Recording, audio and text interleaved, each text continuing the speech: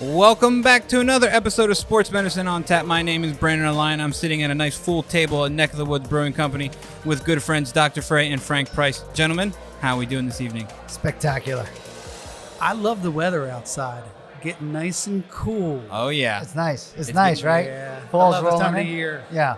Other than the fact that it rained pretty much 4 out of 5 days for the last month, but we're in a nice little stretch right now. I'm good with that. You're yeah, okay? It's nice now. You got chilly mornings, nice afternoons, chilly nights. It's finally feeling like a little bit like fall. Yeah. Which is always good. You know, you're covering Friday night football games and it rains every Friday. It's a lot of this standing on the sideline. Yeah, and I got high school soccer for my son and daughter. So, Heck yeah, man. You know, that's like 6 to 7 games a week that I'm going to. So love it. This is the best time of the year. Yeah, It is. It is. It's very nice. Yeah, I can't complain about it. It's full swing everything. There's fall baseball. There's playoff baseball. So much going on. So much. Right. We have MLS playoffs right on the horizon. Oh, yeah. We have baseball playoffs happening right now, Mm-hmm. which is Phillies are in. Tough one last night.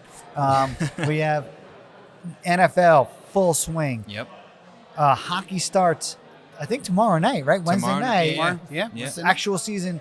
NBA right on the horizon. Like, what a good college football. Like, so much stuff going on. Yeah. It's a good And time. good beer, too. And that's And why Frank good is here. beer. This is my favorite time of the year because for us, summertime is a little bit slow here in our neck of the woods. Mm-hmm. Well played. But, you know, like fall time comes around, everybody comes back home. Yeah. Mhm. Nobody's on vacation. Right.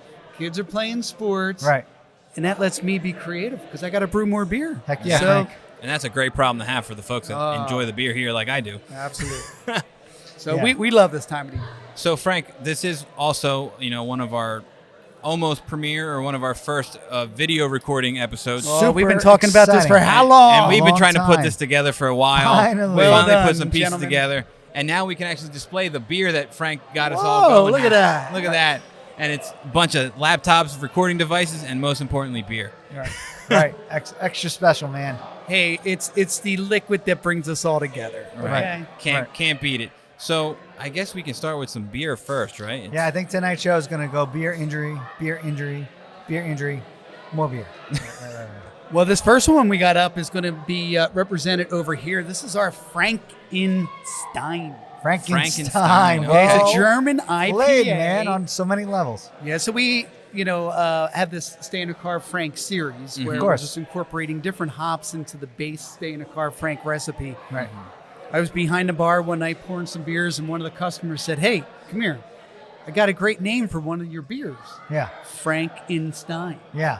It is perfect. Brew it in the fall time, right around Halloween." And I was like, Genius. I love this, Todd. Right. So shout out to Todd Fowler for that Well great done. idea. Yeah. And I knew that not only did we have to make the beer Right. right, I mean, that's Right. very important. Don't but you pronounce it Stein?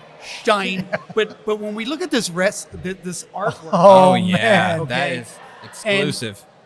I met this gentleman at one of the other local breweries here in South Jersey, down Lost Elephant, down in Elmer. And guy's a tattoo artist. Lost Elephant because of the trail, right? Like, Exactly. yeah, the Elephant Yeah. Trail. Yeah. And he's like, "Yeah, I'd love to do some artwork for you." And I said, "All right, here's the beer, here's the name."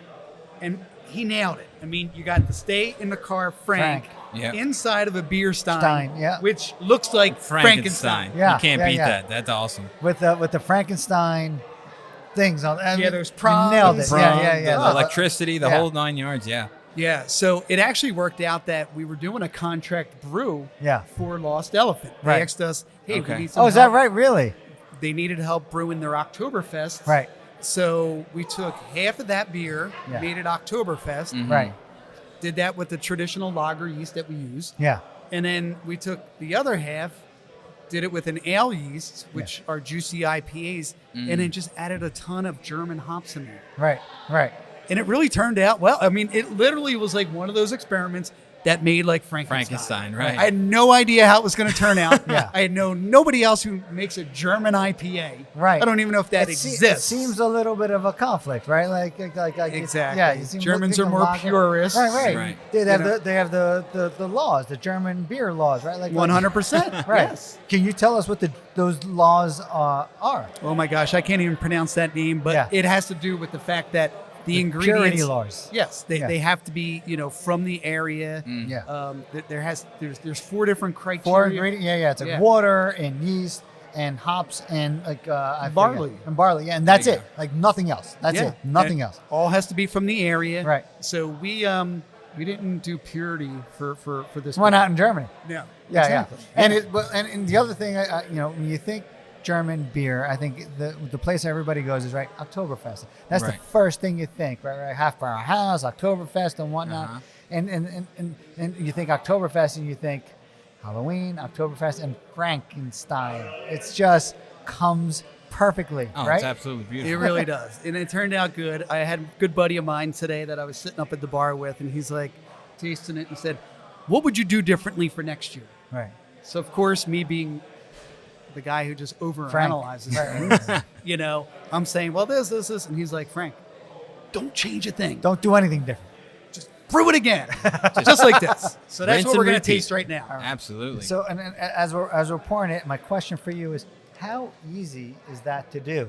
Like, she's like, don't do anything different. So if you brew it again next year, can you easily nail it? Will it come out pretty much This one? exactly the same? It's this side, Frank, right? This one, right? That one, yes. Yeah. So the other interesting take on You this wanna do it? is that we actually used local New Jersey malt. There's a malt house down in Shiloh, New Jersey. It's about 25 minutes south of here. Right. They make their own malt. They grow their own grain. They malt it. That's pretty awesome. It is pretty awesome. And I don't know if it'll turn out this way next year because they're a smaller operation. So I'm sure year to year they have variability in their crops and this, that, and the other thing, depending upon weather. But hops change from year to year. Right. I think we'll get it in the ballpark. But Yeah. Clearly, I'm not as skilled as you, but in my limited experience, batch 1, and brewing beer, I felt like I was sort of lucky for this to turn out okay. Like, I don't know if I could pull that off again, ever. Like, I feel like there's so many variables, including where you get your hops and the way they're grown and this and whatnot. It actually, I'm amazed by some of the big the big beer brewers that they're able to do it with consistency. Right. For me, that is an amazing thing for people. Yeah, to be but able to those pull off. guys are also contracting this farm to make it a specific way. Right. Like this Over and over. ingredient, that They control a ingredient. lot of variables. Yeah, there's a lot controlled there. But Got it. I think that you might be able to tell batch to batch from Miller Lite or Coors. Yeah. I'm you sure, think so? right. I If don't you were know, drinking man. it every day, I don't know. Yeah. I feel like one of the drawbacks is they all taste the same. That is fair. true. Right. But Neck of the Woods beer does not. Does not. And That's it's that is delicious. variable. So let's toast to that. Little Absolutely. Frankenstein. Frankenstein. Yeah. That's really good, man. Oh, That yeah. is really good. Yeah, so right off the top, IPA. yeah, I mean, you definitely get that juicy, house yeast that we're using for the Standard Car Frank series. Right. That's right up front. Right. You're getting that. But, as it kind of lingers on your tongue a little bit, you get a little trace of bitterness coming from some of the German hops, a little earthiness. That's the IPA part of the equation. For me. Exactly. Yeah. But it's soft. It's gentle. It's not in your face. Not It's- overwhelming. Yeah. So it's a good transition for people. Yeah. Go the American IPA way to the juicy IPA. Right. I think this is a good So this intermediate. This is going to sound a little strange, but I almost feel like some of the IPA is almost like grapefruity at times. And, Oh, yeah. But this is not. It's No, this is a good. little smoother than that. It doesn't have that grapefruity kind of bite to your face. Yeah, It's so really good. so I could probably name you definitely 3 hops, and 3 of those Nice. hops are in Standard Car Frank. It's right. Citra, Lemony. Mosaic, and Eldorado. Right. Those guys are going to be your citrusy, your grapefruity. Right. Everybody's using them. But for this one, not only did we use some of those, Right. but we double dry hopped it with 4 different German hops. All right, man. And I think that's what kind of gives it's that little different taste. So are there names to the German hops, or is just standard? Is there just like standard German hops? This is No, they're names, and usually they're named for the region. You Right. know, so like Bavaria. Right, that makes sense. The Kalista, the Middle Fru. Right. And I'm drawing a blank on the last one. curveball action. Yeah, Mandarinia Bavaria. All right. There you go. Now, what hop? So we're in New Jersey, right? We're in southern New Jersey. Much to most people's chagrin, like very large farming area. Like from where we are, and if you go a little further south, it's like farmlands. Like, and I don't think most people would really know that right off the bat. But there are still climate conditions and climate, expectations. You said what are the hops that we can typically grow in this particular area and grow them reasonably well, because you can't grow every hop anywhere. You really need to have the right conditions. Yeah, you totally stumped me on this. I have no idea. What are the ones we have in here? No, I'm joking. Well done, Frank. I'm sorry. No, seriously, like the humidity level here is Right. definitely impactful. The soil conditions are impactful. Yeah. You think about it. The Pacific Northwest, Right. You're having that ocean breeze come in. Right. Sure. So that's carrying salt with it and chloride, and that truly does influence the soil itself. For sure. And that climate. So, those regions there are going to be more apt to grow in, certain style of hops that are going to produce maybe a little bit more of the alpha acids, which is going to produce more of the bitterness. Right. You go inland a little bit, and then you have the mountains, the Rocky Mountains coming up, and then they slide down. Yeah. And that kind of blocks, the wind coming through it that way.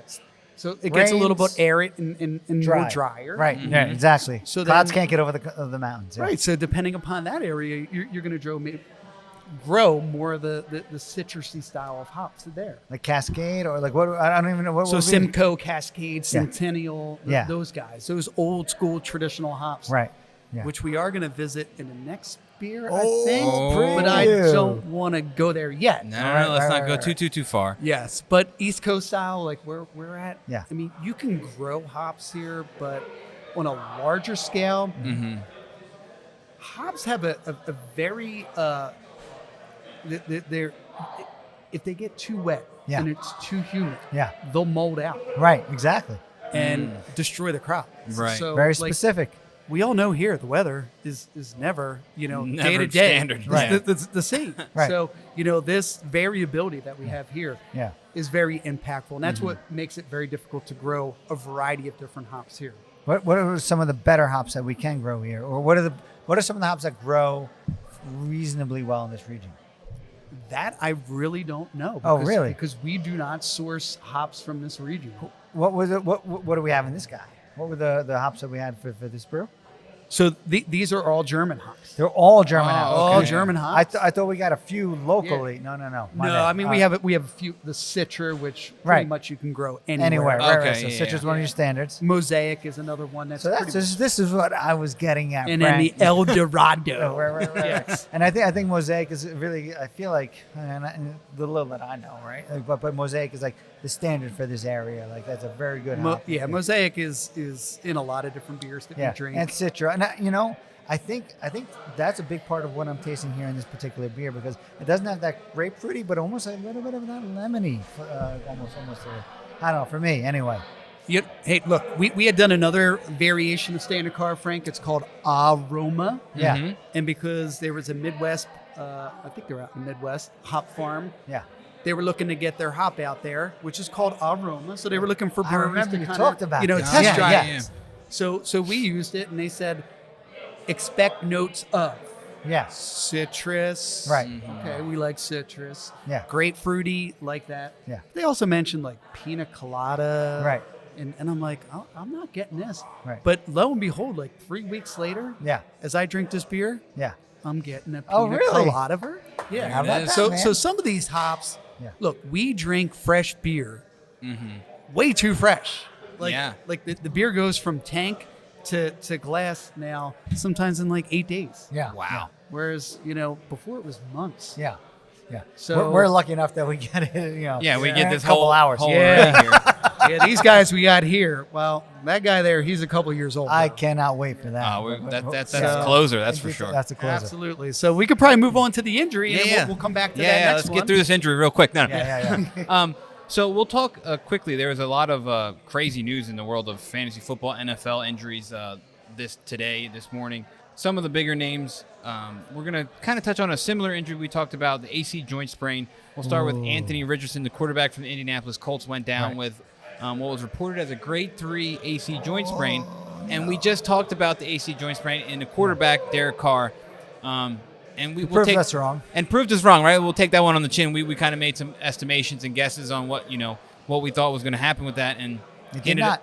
we were all on the side of more conservative. It's going to take a little bit of time, and here he played within a week, and we were like, we missed that one a little bit. But again, back to the disclaimer. The famous disclaimer of the show. We don't really know what they're dealing with, what they see, what the actual MRI looks like. We don't have access to their actual medical chart. Correct. And we're not really revealing any information about them. We're just talking about those kinds of injuries and what they typically look like in the average individual. And so we got a little bit of a different report today with Anthony Richardson going down with a grade 3 AC joint sprain, which was, in the ESPN Adam Schefter reports. Right. And then he also landed himself, I think it's confirmed on the IR, which is a minimum of 4 weeks out. Right. One of my players. So here we are with that. And then, I think, when it comes to Derek Carr, it could be assumed it was a grade 1, grade 2, something a little minor like we discussed. Yeah, it was grade 1. I mean, probably grade 1 at that rate because he got hurt and came back within a week. Right. So this is grade 3, so that's going to last a little bit longer. It's going to obviously take at least a minimum of 4 weeks, if not longer. If not longer. So for those of you who are regular listeners, if you remember that show, grade 3 is the controversial grade, right? Mm-hmm. Like so typically most grade 3 injuries are going to heal and they're not going to need surgery and they're going to do just fine. However, some grade 3 injuries are not. You're gonna give them time, and they're gonna continue to have problems, and then you wind up doing a surgery to fix them. The very, very controversial part of this equation is that by delaying, if they do eventually need a surgery, the surgery is not as good, it's not as successful as if you had done it right up front. Right. However, most of the grade 3 injuries, and we're basing this on how displaced the end of the clavicle is relative to the acromion. So how displaced that joint is, that really determines the grade.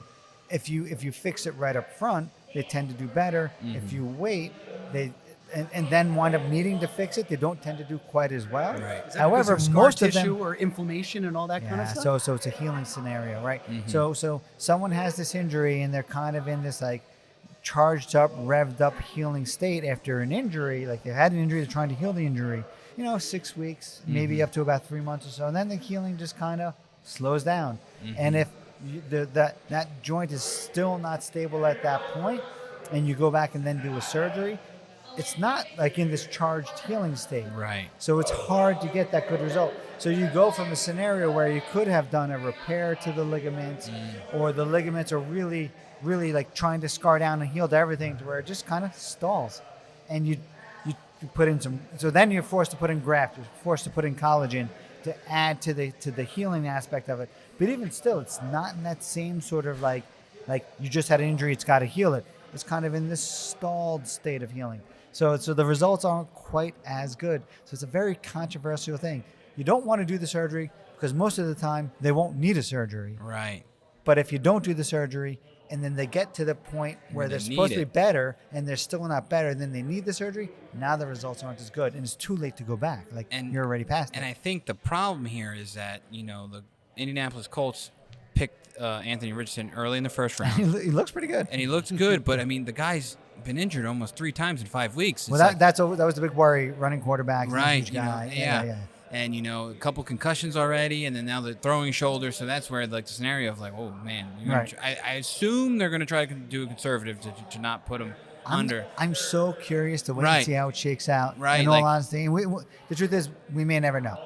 Right. They may report, he had surgery on his shoulder, or they may not report that he had surgery on his shoulder. And if they don't don't report that he did, then we don't know if he did or he didn't. Right. If they report that he did, we know that he did. Right. Assuming that they don't do surgery, my gut is that they won't. But honestly, it is a gray area. I don't think there's a right or a wrong answer here.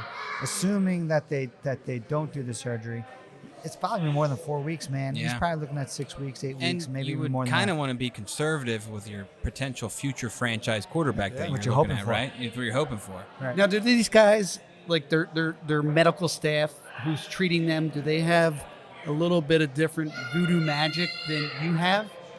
Like access to? I mean, like, I think it's the opposite. I think Opposite? the athlete has more access to the average patient that, Dr. Frey or I see, or, any of us see on a regular, because they have access every day. Their 9 to 5 is seeing a medical professional. They have access to more resources, right? Like they can make getting healthy their job, whereas the average individual has their job as their job, and they have to get healthy on their spare time, right? Exactly. Right. And so I don't know that the docs have access to a ton more than we do. For me, one of the big factors here in determining whether you're going to go down that surgical route or not is the stability of that joint. And if it is, sometimes we do what we call cross-body adduction, where you're bringing the arm across. Oh, we have the benefit of the video, the camera, right? So you bring the arm across the body, and typically with an AC joint injury, that causes pain. Yeah. But if you feel the joint subluxing, you feel it, that separation, flat out unstable, I'm more inclined to jump into that surgery a little bit sooner, right? Like that person has an unstable joint, and it's a little less likely that this is going to just scar down and be okay. Whereas if you do that and you don't feel the two joints kind of riding over each other, then maybe you're a little more inclined to chances. I think you're going to get better without the surgery and not have to go down that road. And if you do in the end, then you do. Unfortunately, none of us has a crystal ball. None of us knows 100% which direction this is going to go in. You're just using the information you have to make the best prediction, the best guess on what this person has to face. So that's one of the factors for me. Sometimes you can even grab the joint. You just kind of grab the AC joint and you come in, shift it back. Like you can feel like, that's a little loose. not happy for the patient at that particular moment. They don't like that moment, but it does give you some additional information to work with in terms of deciding which direction to go in. And then, if you do wind up waiting, I will say this good. We talk about Arthrex all the time, right? Like Arthrex, really good company, has come up with a lot of really good equipment that we use, especially in the sports world, in the world of orthopedics, but especially in the sports world. And the latest thing is, everyone's talking about, Aaron Rodgers and his Achilles tendon, and they have this new thing they're putting in it's the internal brace. Yeah. It's a kind of this thick rope that you use to support the repair. Oh, is that the tightrope? The tightrope. We use it in ankles. Every day we hear that in the operating room. Every day. Tape rope. Give me that tape rope. We use it a lot. So there's it's actually probably my favorite surgery, to be honest with you. It's really a lot of fun to do, where when someone has a AC joint separation, and for a little while there we could you fix it acutely, you fix it close to the time of the injury, and there's such a healing response that you go in, you just do the tightrope, and so that's basically putting a little button on the top of the shoulder, a little button under a little bone called the coracoid. There's this rope that is in between the two. It's just thick suture, and you can cinch it down so it becomes tight to the right point, and then it scars in, and then you're fine. There you go. And when you do it acutely, if you don't do it acutely, that rope is not enough. You need to add collagen, so you need to put a graft in there. Yeah. And that used to mean opening up the shoulder joint, open surgery, taking down the deltoid or the anterior pec, wrapping some. Now we can do it arthroscopically. Yeah. There is, and it's actually not that hard to do. And you put it in a graft, to slip it through arthroscopically, tie it over the clavicle. So at least we have a good in between, like the next level, where if you went non-operative, it didn't work, you still have the next level where you're not actually opening them to fix it and get that. I don't even think he knows he's doing this, but. Wow. I was going to use next level as my segue to go to the next beer, and here we are. But it's amazing. Look at that. Next level 4. Didn't even know I was doing it. What are the odds, huh? Heck yeah, baby. So let's learn a little more about Let's go to the next level here, Frank. Oh, next level, yes. So when we hired one of our brewers, Ben passed back to the West Coast. He couldn't stay here. Yeah. But some good beers came through Ben, though. I can't 100%. Yeah. He did a nice job. We're gonna taste one right here too. Heck That's yeah, been there for 2 baby. years. Yeah. No, but we instituted like the next level series. We wanted to introduce the East Coast drinkers to some really good West Coast style. Right. The problem is that we've got so accustomed to citrus, grapefruit, right, all those juicy flavors. Yeah. And we forgot about the pine. Yeah. And the bitterness. Yeah. and a little bit of earthy dankiness. And we wanted to kind of transition people into that profile. Okay. Not hit them all up front and be like, here. So we started at next level 1, next level 2, next level 3, and here we are at next level 4. So for this one, I kind of have one of my favorite breweries out on the West Coast, Russian River. They make this beer called Pliny the Elder. And the younger, right? And the younger, yes. And you know, this is nowhere near that beer. I'm not sitting on here saying, I figured out that recipe. Generally regarded as the best beer in America. Exactly. Yeah. Nowhere near that. But the concept is close. Yeah. All right. You know, we chose to go to the old school style of hops, Amarillo, Simcoe, Cascade, and Centennial. And those are like old school American style hops, like Sierra Nevada Centennial, type. yeah. Okay. And we actually went with the Chico yeast, which is, you know, more what Sierra Nevada uses for How about that, man? So the original changed everything, right? I feel like Sierra Nevada was the first to go. It was like that's the one that changed everything, right? Yeah, that bottle just it was different. It was I mean, we had a green Yingling bottle, but you know, nowhere near that. Right. But yeah, we wanted to kind of mimic this as much as we could. Yeah. So when we look at different bittering levels with beers, we calculate that with a scale that's called the IBU, right? The International Bittering Unit. Yeah. Okay. Yeah. All right. So you can picture 0, no bitter. Yeah. 120, lots of bitter. Right. Makes sense. This beer, 120. Fair. Okay, all right. But we worked our way up there. Yeah. Next level 1. That is the next Might have been like 30. Yeah. 2 was like Okay. 60. Yeah. 3 was 90. Now we're here at 120. But Makes sense why it's the fourth one, right? I have a quick little story, and it's a little bit of a sad story, actually. My one of my friends from med school, one of my buddies, who lived out in Santa Barbara, passed away not that long ago, and I was out there for his funeral, and with his family and whatnot, and we did. We went to Russian River Valley. It wasn't that far. Not Santa Barbara. I'm sorry. Santa Rosa, which is not far from Russian River Valley. Yeah. And while we were out there for a few days, and I was like, you know what?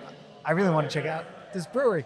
And we did. We went to Russian River Valley and had a little bit of Piney the Elder. Yeah. I guess for the youngers one, like it's like insane out there, right? But it was nice. It was nice to be out there and check it out. So I'm excited to get a little taste of this now. So again, we're not at Pliny the Elder, okay? But this is our representation of it. This one here, right, Frank? Right. Yep, you got it right there. And so this is straight out of the fermenter. Just finished its fermentation, dry hopping process today. Dropped it down. What does that mean? So fermentation of a beer where the yeast eat the sugar, produce carbon dioxide, heat, and alcohol. It usually takes, on our scale, about 4 to 6 days. Yeah. After that, we drop the temperature from standard fermentation temperature, which is like 68 degrees Fahrenheit, down to about 56. Then we dry hop it. We put those hops in there. We close the tank up. We don't let any of those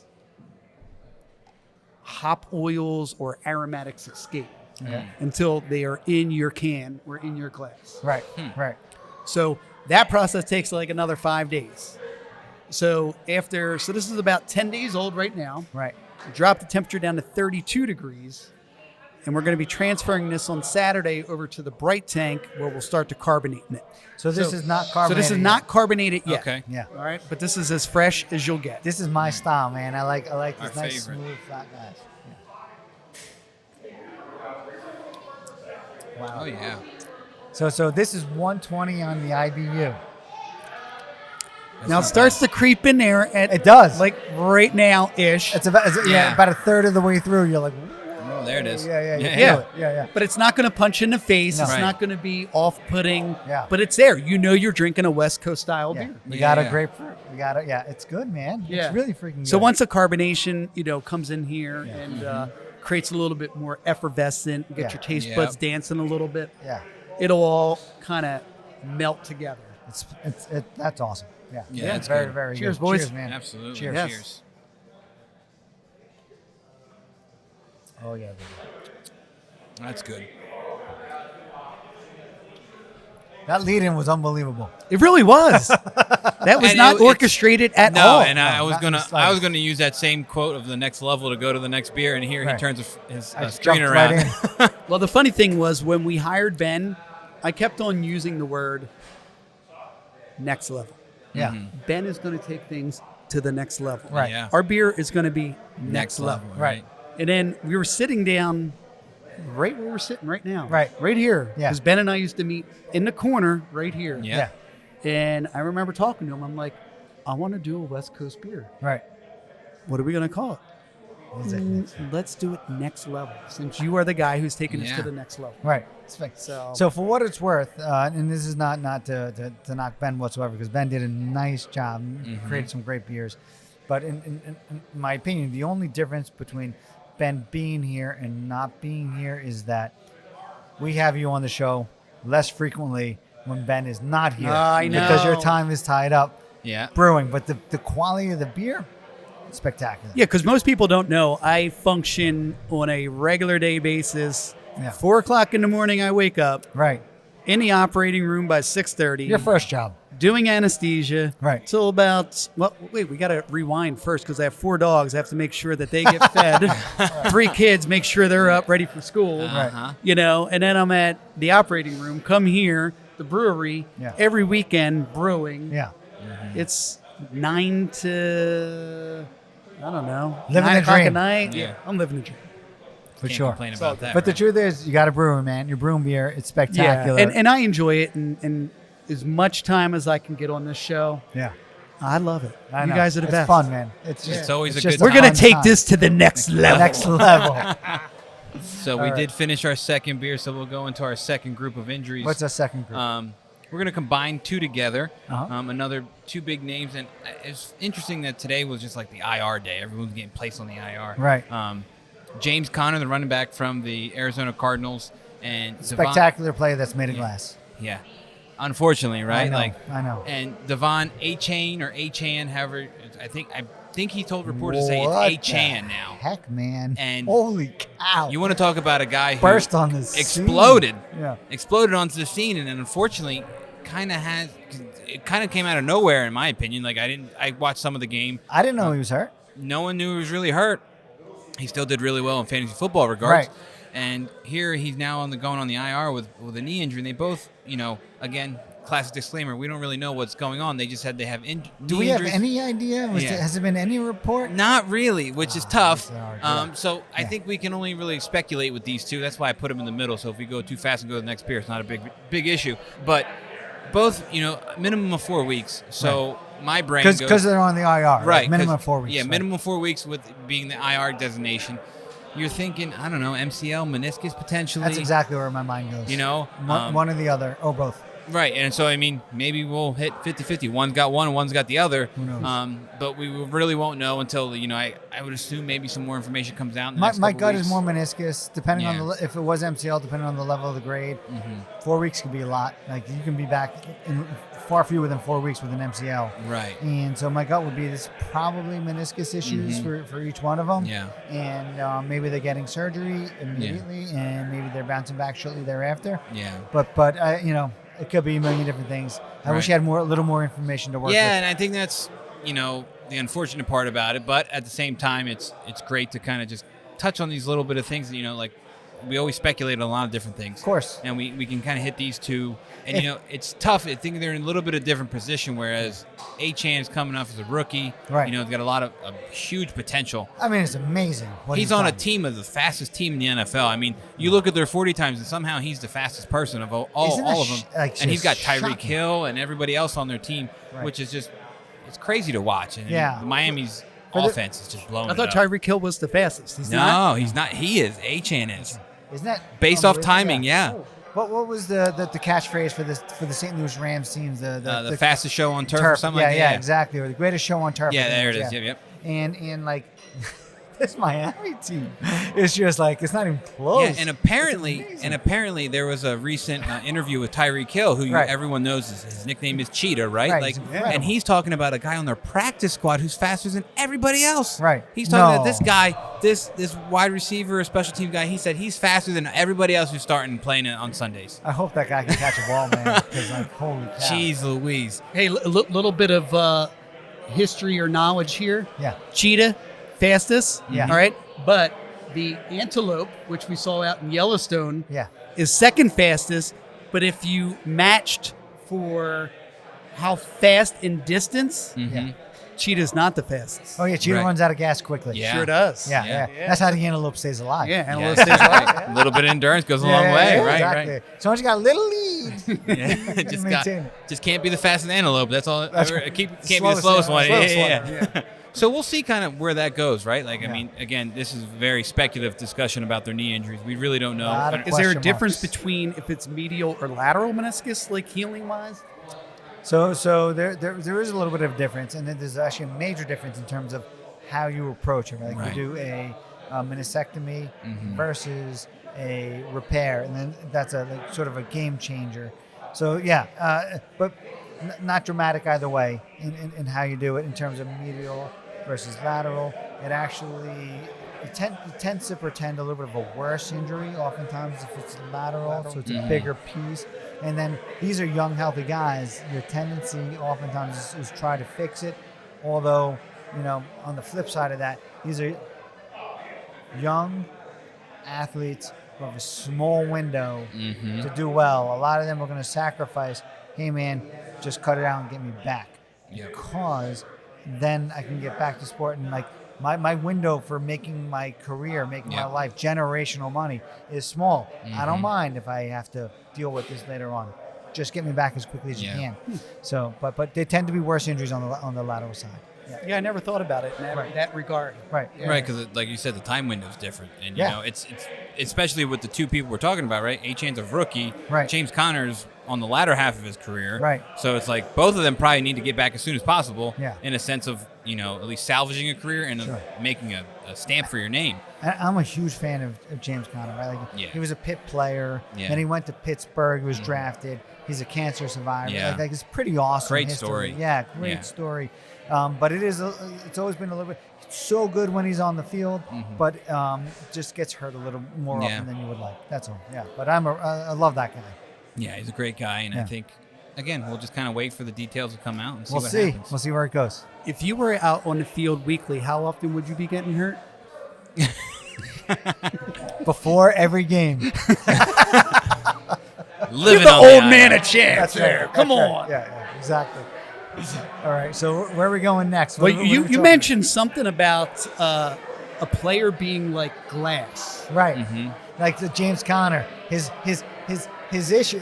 I sometimes will call these beautiful, great players who can't stay healthy Chihuly glass. They're glass. What is there a connection with glass that you're going with here? Yes, because if you were a fan of the M. Night Shyamalan movies, What? there was a movie and there was a character, Yeah. Samuel L. Jackson's Jackson. character, All right. who was born with, I don't even know what it's called, Yeah. but it's where you break your bones all the time. Right. Right.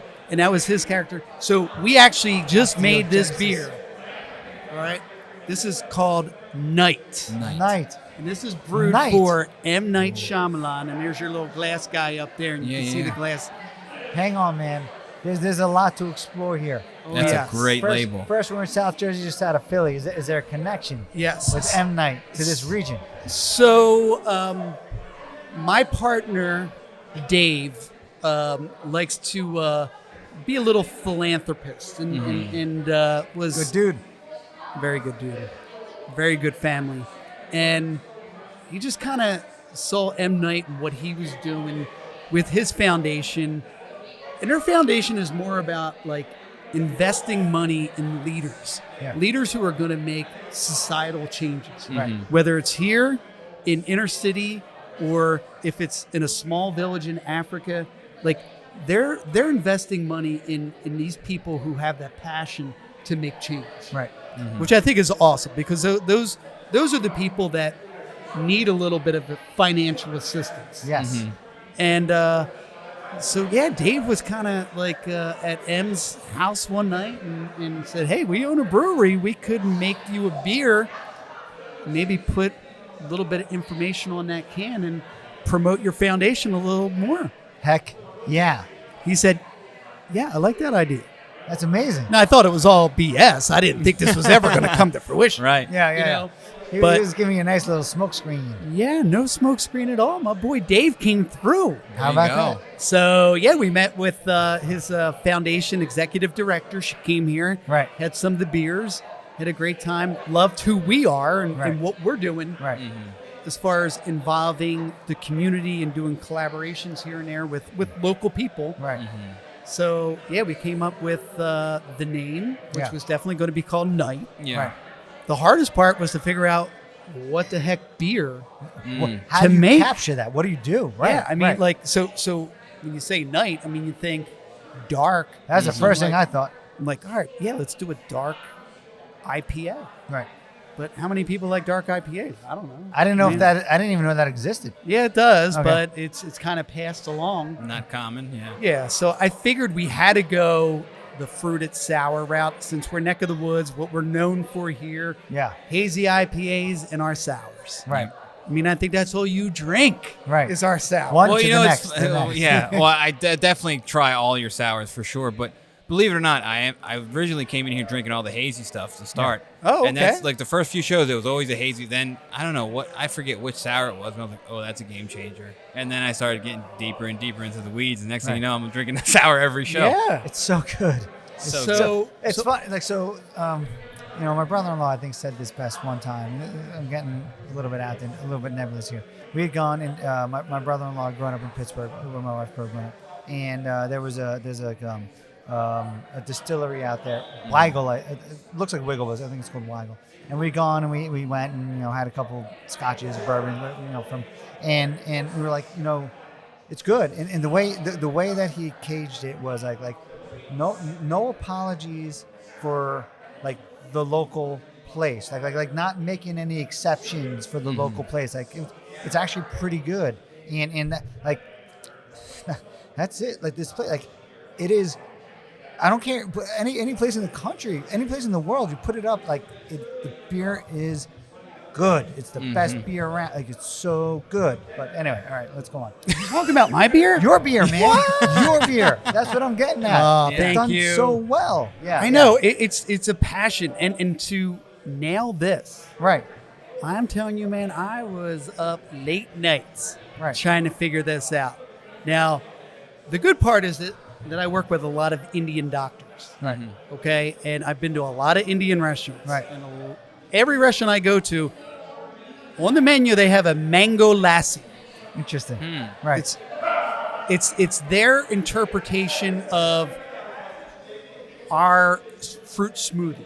Right. Okay. So it's They're kind of like good. along the line of that. Agreed. So it's while smoothies focus more on fruit, Right.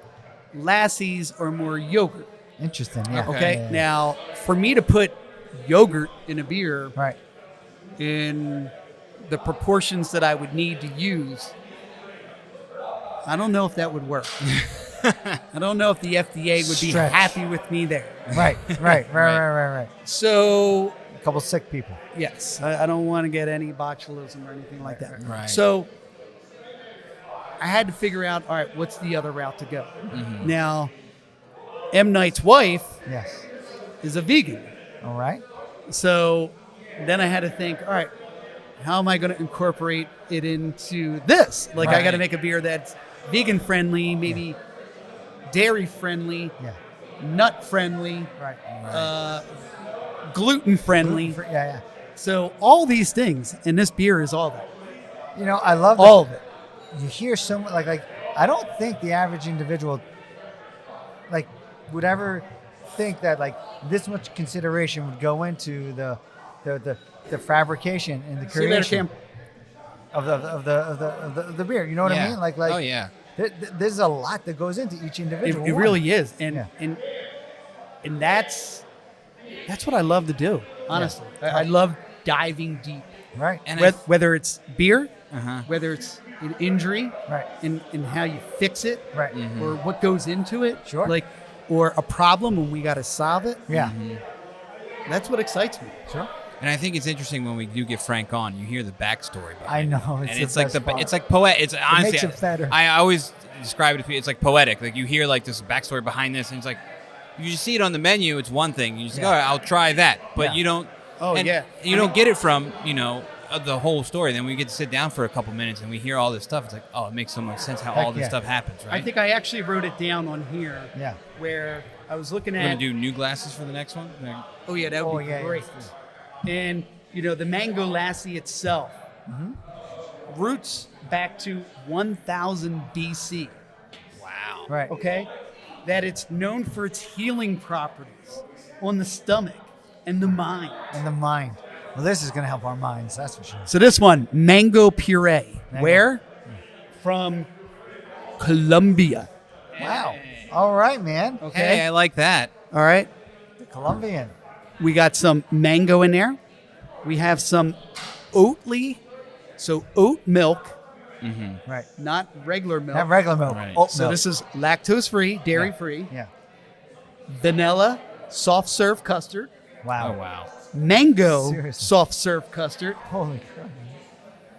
vanilla Madagascar beans, Holy cow. and to top it off, an Indian cardamom spice. Blows my mind. Crazy. What? This is going to sound crazy, and I'm sorry I got lost in the weeds here, but what kind of a beer is it? Is it an IPA? No, it's a sour. It's a sour. Okay, I'm perfect. sorry. Okay, all right. So, Yeah. so the issue with doing a beer like this, Yeah, and this is all about balance here. yeah. Everything I just told you, if I put that into a glass, you would take a sip and you say, "Oh my God, this is so sweet! I'm going to get diabetes tomorrow." Right. So you have to balance it. Yeah. Right. So that's why I chose a sour beer. Right. I created this level of tartness. I brought the acidity all the way down to the 3 range. Yeah. Then added in this sugar Yeah. to kind of balance this out. Yeah. So as you drink this, you'll be met with a little bit of tartness, Yeah. but you'll get that lingering sweetness as well. I love me some sours. Right on the I do. end. I do.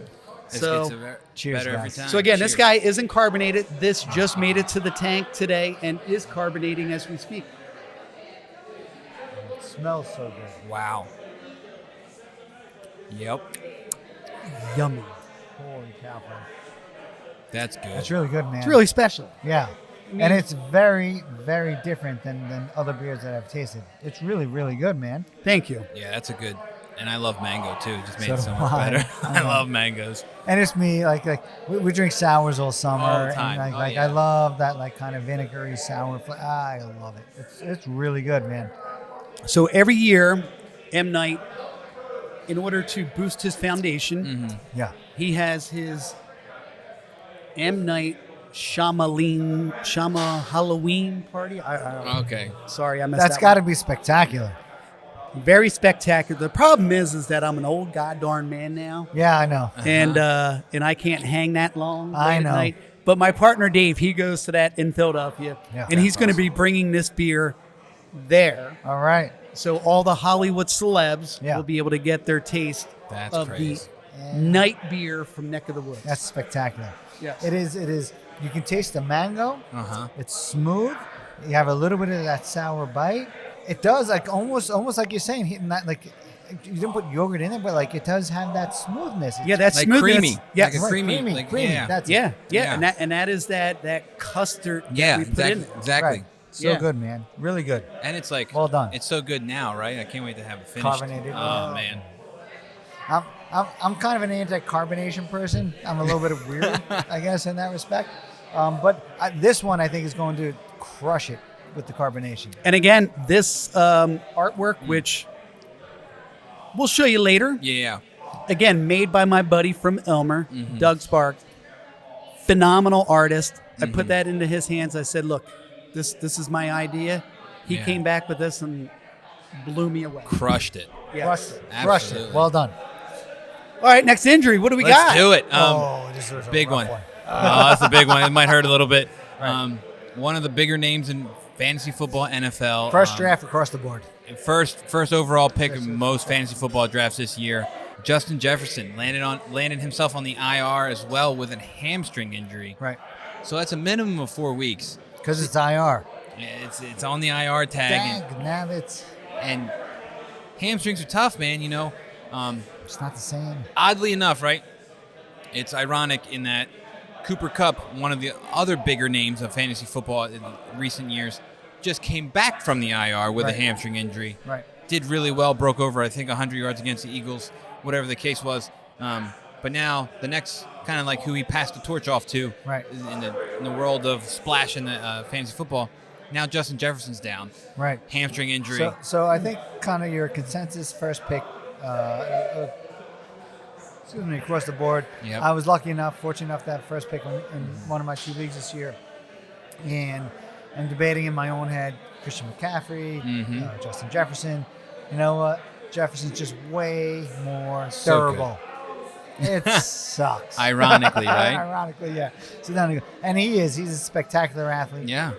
But that's the nature of these injuries, right? I also happen to have Deontay Johnson, hamstring injury, IR, right? And it's one of those things that lingers. Sometimes people come back, and it tends to be the younger guys, right? So hopefully Jefferson will fall into that category, where they come back and they seem to be unfazed and they're right back to where they were when they left off.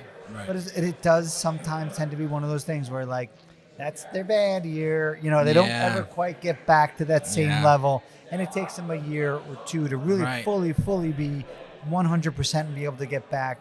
And then they're always at risk for the re-injury, right? Yeah. And I think a lot of times with that, obviously, in the NFL it's a little different, where they have a little bit more higher caliber of diagnosing it. But in our world of things, when we have the college athlete or whatever, it's like you feel better, you look better, but then there's studies that say, well, if you MRI that hamstring, it's still damaged. Right. You know what I mean? And that's why that re-injury rate's so high. And it's like, then you try to be conservative, but then you're like, you have an athlete who's like, I feel fine. I can run full speed. I can do this and do that. And then 2 weeks again. And then next thing you know, they get in for first half, they do really good. And then when the fatigue factor comes in the second half or whatever, later in the game, they pull up again. It's like, now here we are, back to square one. And I feel like oftentimes they're improved, but then they're never the same as they were before the injury. Depending on the level of the injury. It's one of the more significant ones where it's always at risk to become an issue. And why is that? Is it because like blood flow to that area is less and it just takes longer to heal, or is it? I think it's a scar tissue situation. Yeah. The scar down, it's not quite the same as the tissue you had there before. And even though you get better and you get close to normal or almost normal, it's just a little more susceptible, especially later in the game. You get a little more tired, everything starts to wear down. Your ability to compensate begins to wear down a little bit. And I think that like you said, compensation, I think a lot of other muscles kind of pick up the slack a little bit. Right. But when those muscles tap out, then you're like, everyone's out to dry, and then someone's got to tap out sooner than later. Right. And then the muscle that's already kind of like holding hanging together, is going to pop off first. Yeah, right. I was doing triathlons back in the day, and I was doing distance running, and I got an IT band injury. Oof. And I would go 2 miles on the mark, perfectly fine. And at that 2.1, it was like somebody shot me. Set your clock. And it was just like, Old man injuries. We talk about those all the time. Oh, man. Yeah. Not fun. So actually in the Energy Lab, a little plug for the Energy Lab, it's one of the things we're trying to work on is putting together these programs to try to help prevent, you had a kid when you were 28 or 30, and all of a sudden, you have your second kid and your third kid, and your activity level did this, and it heads on down. And now they're a little bit older. They're not out of the nest, but a little bit older, and you're like, hey, I can actually start doing some stuff a little bit for myself again. I want to try to run again. I want to try to get and now you're 40, and you're trying to do some stuff again, and as soon as you do, you tweak your calf, and then you're like, all right. A month later, 2 months later, and your hamstring goes, and then it's the next one. Your IT band's now bothering you. The old man injuries are just creeping in.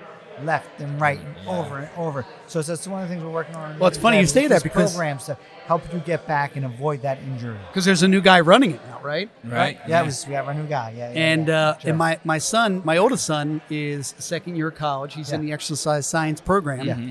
So he's been following this guy down there. All right. And he came home the other day and he's like, Dad, it was pretty cool today. You know, like the first client that we had, he was an older guy. He was like 50 years old. I'm like, that's not old, man. Hey, Number that's one, old. okay? Right. But same thing. Like he tweaked his calf and they were working on a program for this guy. That's right. And then like his next clients who came in were two younger guys with shooting injuries from basketball. Right. You know, and very different. And he was just like, kind of like amazed at the fact that this guy was coming up with a program to individualize. Individualizing, you know, his recovery. And that's why I think where Coach Joe comes in, the new guy at the Energy Lab, right?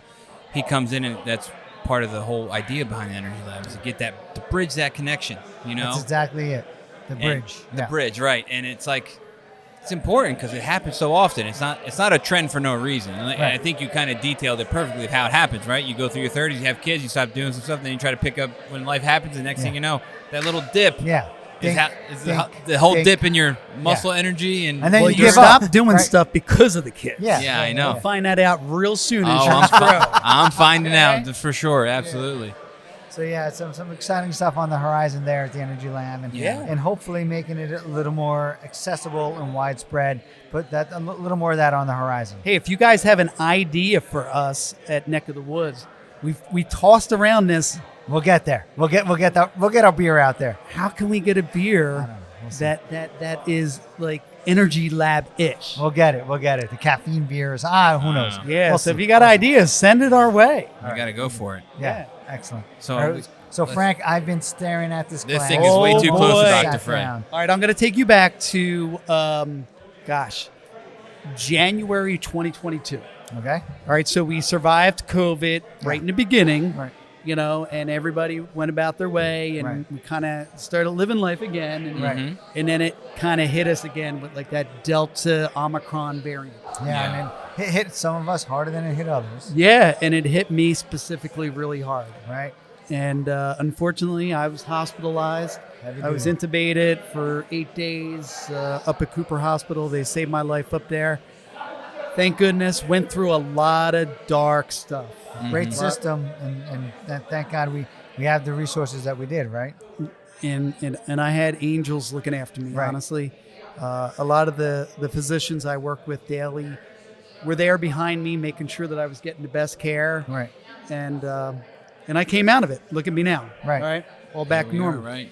So, but literally almost died. Like it's hard for people to sometimes grasp it, right? I don't remember. You know, my wife tells me, my kids don't talk about it, but prior to intubating me, they had me get on FaceTime because nobody could be with me because I was quarantined. Right. Yeah.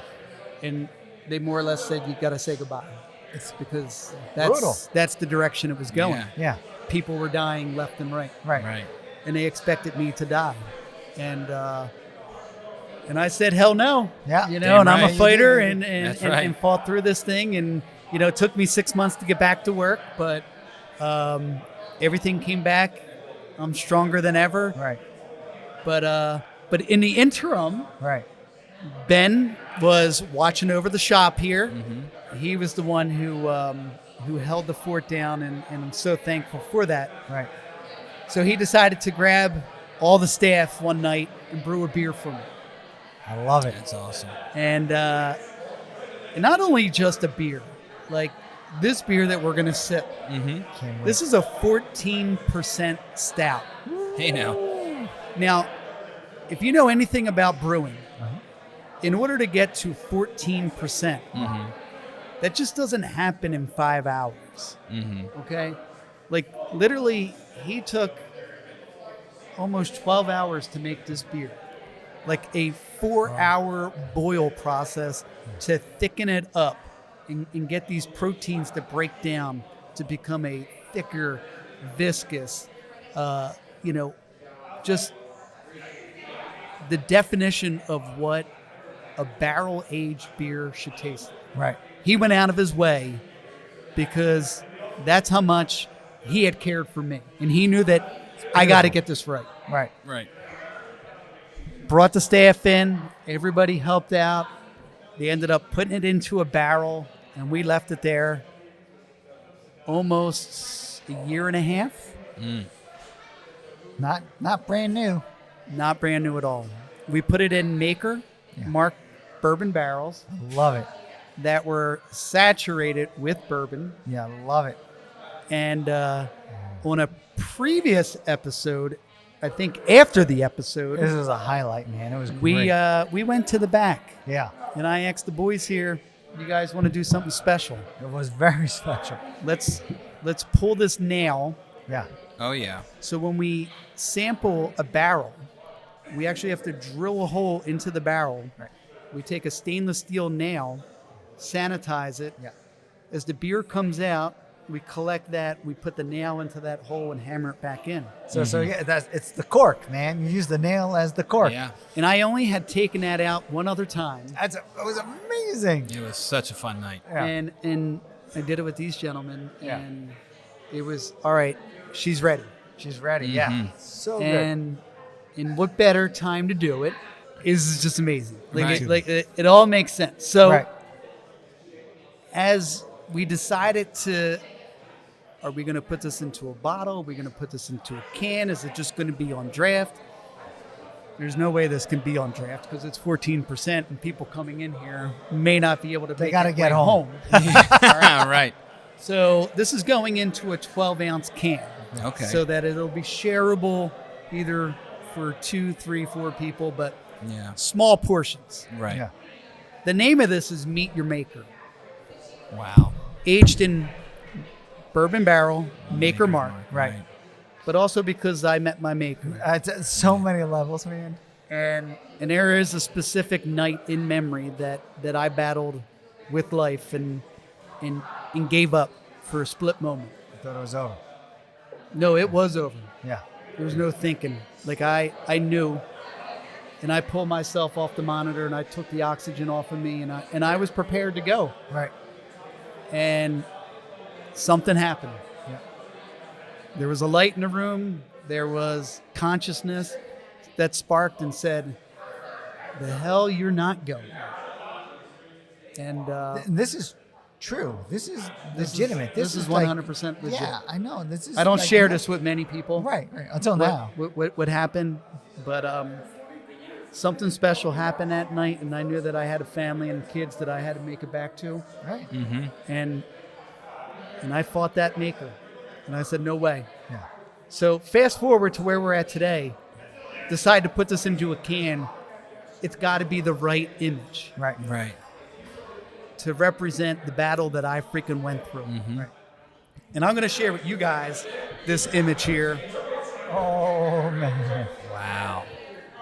So we got the black guy here, the white guy here, robed, Yeah. and this is supposed to represent the maker, and that's my soul there. Yeah. Right. So this imagery was done by a band, a heavy metal band. Believe it or not, hold on to your seat here. From Vancouver, British Columbia, Yeah. Neck of the Woods band. You're Get outta kidding me. town. Is it really? I am not kidding you. So as you can see here, Neck of the Woods. Yeah. Yeah. Yeah. Okay. The gentleman who is the lead singer of this metal band, Yeah. I reached out to him and I said, "Can I use this image for my can?" And I told him my story. Yeah. He wrote this song and had this image done because of his sister who was dying of cancer in the hospital. Holy cow. Crap, man. So it just made sense on so many levels. Yeah. So this is the story, right? Like this is what Right. you're This is exactly what you're talking this about. is- Like, this is what you don't you get would when you just never come and sit know at the bar, and it's not any of right. like the background and like what goes into it. It's amazing. Thank you. And when we took this out of the barrel, which we normally do, we always add something, Yeah. whether it's chocolate, whether it's vanilla, marshmallow, something. No. This one, it just had to be like the girl next door. who's just beautiful by herself. That's right. We don't have to add anything Right. else, no makeup, nothing like that. Right. And I truly think you guys are going to appreciate this taste. I know I'm going. So on that note, I'd like to Absolutely. thank you guys for always including me in this as much as I can be here. Sure. I enjoy it so much. Let's cheer Cheers to to meet that. your Cheers. maker. Absolutely. Thank you, Frank. Thank you, Frank. That's good. I love it. I could sit home and just You can sip on one. crush of those. myself. Oh, yeah. Oh, yeah. Yeah. So good. So good. It's so smooth, Frank. It's delicious. incredibly smooth. It's almost like So somebody was watching over this and just said, Uh-huh.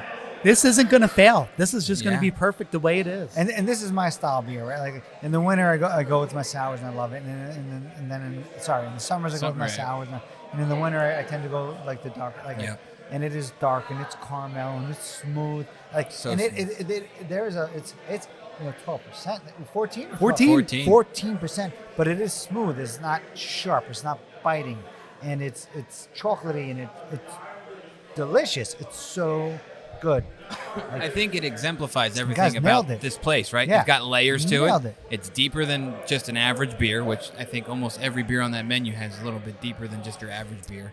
It's got so much to it. Yeah. It's strong. It's a strong character, like Right. Frank over here. Strong character, Strong you know character. what I mean? But I mean, it's just so good. Well done. And the story, man. The story behind it. the Yeah. neck of the. I mean, I almost thought you were going with the lead singer. The band was also named Frank, and I was like, "There's no way there's that many correlations." His name's Jeff, but Yeah.